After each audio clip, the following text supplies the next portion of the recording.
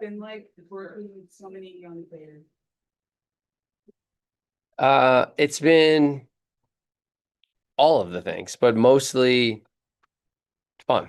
This group is really positive, eager. They have lots of stick-to-itiveness and they haven't been defeated, right? These are tough times. We're putting them in situations. They're getting all sorts of great experiences. And it's easy to swing with it high and low, high and low. But what I've been really impressed by, and credit to some of our veteran leadership, is their consistency in their approach day in and day out as they're learning to become pros.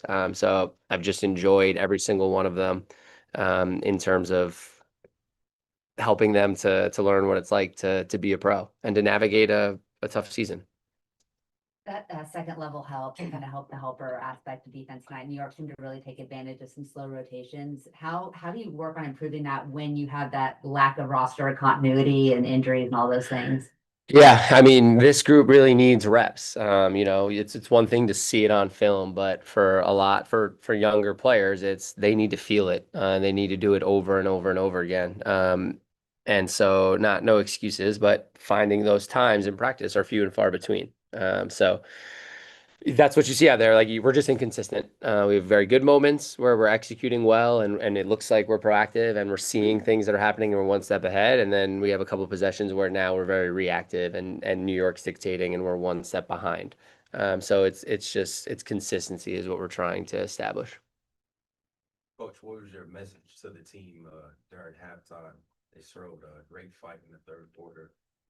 What did you say to the team? Yeah, just I really wanted us to not let one side of the ball impact the other. And so I thought we just weren't very good offensively in terms of just simple things. They spoke to it, right? We were just turning the ball over. We weren't establishing good space. We weren't being physical screeners, and then shots weren't going in, nor were we generating good shots. And so when the offense feels bad, it's easy to let that impact the other side. And I thought we were lackadaisical on the defensive end. I didn't love our intensity and our pressure. So just challenge them to not let one side of the ball impact the other. And then I thought what you saw, the game got really physical in the third quarter, and we picked it up. We fouled a lot, sure, but we were aggressive and we were dictating more and we were able to get more stops and run. And now when you can get some easy offense, then when it does slow down, you can execute better offensively because now the ball has gone in. So it was just don't let one side of the ball impact the other. Like let's have a consistency defensively because that's the side of the ball that we can absolutely control all the time. Been a tough season. How would you guys say you've dealt with the critical feedback, which I guess I'm a part of apparently? The critical feedback. How would you say you guys have dealt with that as a team? Yeah, that's your job, first off. So there's no hard feelings. Nothing. I'm not taking anything personal. I look at myself. It's all information, right? And we're all professionals and we're all trying to be better. So information is information, and you've got to be able to sift through it and take what you can learn from it, and then not let, something else impact you, which is easier said than done, right? So everyone's growing, right? We've got a lot of young ones, but again, I've been really impressed for the most part about their ability to be in control of our narrative and not let others shape our narrative and really, really take ownership and charge of that, even when it feels just awful and you're losing tight games and you want it to be different.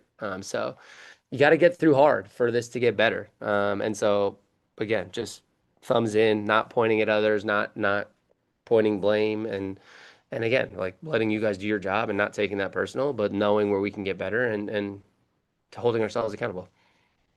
Rike was effective getting to the rim, especially in the third quarter. Just what did you see from her that maybe you could build on offensively, since it was also some seals involved as well too from the bigs. Yeah, again, loved her aggression to just get down lane lines. I thought, they weren't really switching as much as they were in that last game. So now I thought she did a good job of really keeping her dribble, right, hesitating and seeing, okay, now I can really attack post feed and get pieces of the paint. But that's what we need, right? I don't want us to just continue to settle for mid range, settle for step backs. And so when Enrique can get to the rim like that, it's just going to continue to open up things not only for herself but for everybody else. I know you already talked about it a little bit, another good defensive, good rebounding night. But just talk about the other things on defense, in terms of like when they were able to kind of like, mess them a little bit. They were passing out of bounds and kind of fighting for it a little bit more, not just in that third quarter, but just overall. Yeah, just intensity, activity, energy, to be able to get deflections, right? Like just challenge them with our ball pressure. I thought in the first half, like we looked silly a bunch.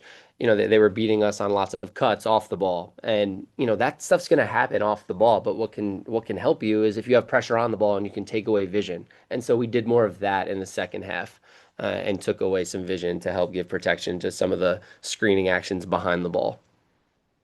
You went with Grace in that third quarter despite her having 4 fouls already. What did you see and why was she kind of primarily at the point guard in that frame? Yeah, just a steadiness, and an organization and a calmness that she brings, on both sides of the ball, and the fact that she can continue to push the pace. And I like that she gets it where it needs to go, and she's been a really positive impact for us. So I'm going to continue to lean on Grace, and then everybody else as well, right? That's with a young team. It's everyone's stepping into roles, and each night it's going to be different. Like I want it to be so consistent every night and know like we're going to get this from this player and this from this player, but that's just not the reality when you have such a young group that hasn't lived through this all the time. So they've just got to be ready, right? Some nights it might be extended minutes for you.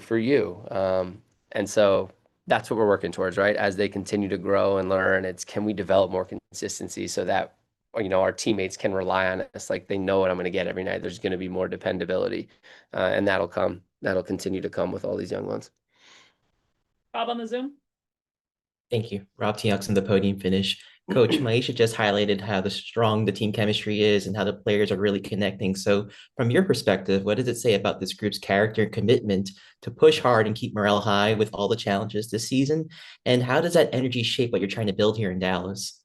Yeah, credit to our veterans, credit to our locker room, and credit to their intention, again, to stay together, to focus on the process more than the outcome, and to focus on each other. And again, control our narrative, and really be about the right things and want to continue to lay solid foundation and solid footing here in Dallas, as we continue to go forward.